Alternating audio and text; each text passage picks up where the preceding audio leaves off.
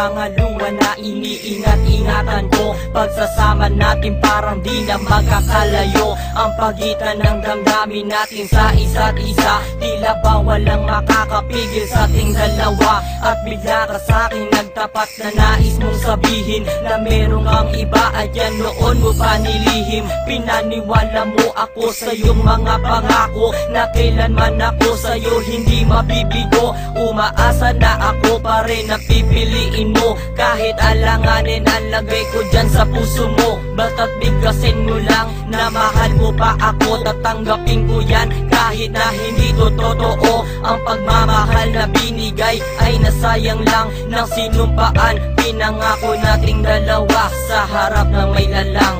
Ako ay lumuha dahil di ko kaya na limutin ka at iwan ka dahil ikaw lang talaga. Ako'y nagmahal ng todo pero ako'y di loko. Sana ngayon ay mahalin at huwag mong lokohin please yung bago mo.